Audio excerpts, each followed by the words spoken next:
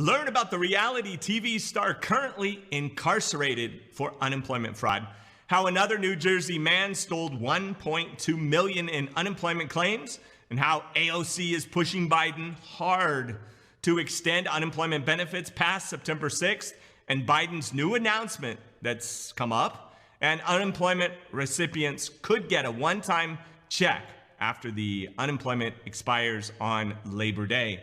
Hey everybody, my goal in these videos is to give you the best information to access government and private money for yourself, loved ones, and your business. That's why we do PPP, EIDL, and grants. So stay tuned to the channel for business and personal finance videos, real estate, stock market, crypto, and other investments. Join the channel by subscribing, smash the like button, and throw a comment. Peace of your mind so there's no risk. Enjoy. First off, we got kind of an odd story. The son of Mob Wives star Renee Grazzano has been incarcerated for illegally receiving $3,000 in unemployment funds. 27-year-old Anthony Pagan was investigated by the Economic Crimes Bureau of the District Attorney's Office and was found guilty. They discovered that Anthony was employed at the same time he was reporting that he was, quote, totally employed, and as a result received unemployment benefits issued by the New York State Department of Labor that the defendant was not entitled to, end quote. His lawyer, Don Florio, commented, quote, I am vigorously defending Anthony's case. It is a pending case, so I will not be commenting any further, end quote. Pagan has now been charged with grand larceny, criminal possession of stolen property, and falsifying business records. These are a pretty hefty list of crimes, and he went pretty far to get this done, right? It's easy. Just don't take unemployment benefits that don't belong to you so that it can go to people who actually need it, and states are struggling anyway, so if you're employed, maybe don't lie. Meanwhile, we've got another unemployment fraud case. Believe it or not, this one is a bit crazier than the reality show celebrity and the son of a mob man filing false unemployment documents. A New Jersey man filed over 100 unemployment claims, which amounted to $1.2 million payout to him. Unbelievable. The U.S. Attorney's Office for Massachusetts said that the man, Omar Thompson, has been charged with one count of wire fraud. With one count of wire fraud? Seems like it would be a lot more than that. With 100 filings, because he probably did all that online. So I'm not sure that's the whole case.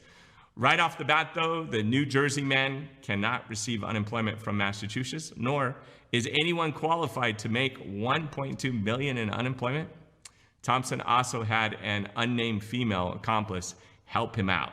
So this PUA fraud scheme occurred throughout the entire summer of 2020, and the law only now is caught up to them last Wednesday. This is one of the biggest unemployment fraud cases we've seen, pulled off by one or two people, just two people. I'm very curious to hear what you guys think in this case, so leave the comments down below. Pretty amazing, right? And up next, AOC is once again putting the fist down, urging Biden and the Biden administration to continue the federal unemployment benefits. Right now, we're getting a lot of back and forth between lawmakers on whether or not they should extend the unemployment benefits. It's a hot topic. From what it sounds like, Biden and his administration aren't really interested in continuing them, although Democrats like AOC and a lot of people in the Democratic Party are strong supporters for extending the unemployment benefit. AOC said, quote, what we have right now is the Biden administration has indicated that they have almost no willingness to extend the unemployment assistance program. That's the PUA part.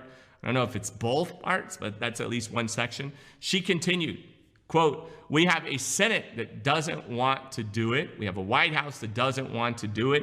It's going to take a very committed House. That's her statement. AOC said that progressive Democrats are still, quote, looking into it, and that any major development will happen after Labor Day expiration. So it may expire and then they bridge the gap. We won't know. So if you're concerned about unemployment coming to an end, know that you still have people that are fighting in your corner. They just have to rally enough, because they can vote in the Senate and the House. If Biden doesn't want it, he doesn't have to sign it. So it takes all three of those houses to make stuff happen. Finally, we've got Biden introducing an alternative. Instead of extending the unemployment benefits, there could be a one-time check to get former unemployment recipients back on their feet again. Of course, that would be up to the states on how they want to give out extra stimulus funds. The Department of Labor sent out letters to the states telling them they could and can either continue with unemployment efforts or they could hand out one-time checks. Biden and his administration gave state federal funds throughout paving the way for something like that. Of course, although many states are saying that the money just isn't there anymore. It's gone. There's not enough to continue the PUA or the federal funded program. So we've got some states that are loaded with lots of cash, lots of dry powder, other states that are not. So the only option would be to leave it up to the states, though. If they got money, the ones that don't, they're going to need some help, some more funding, and see what they want to do, though, for the people that have the money.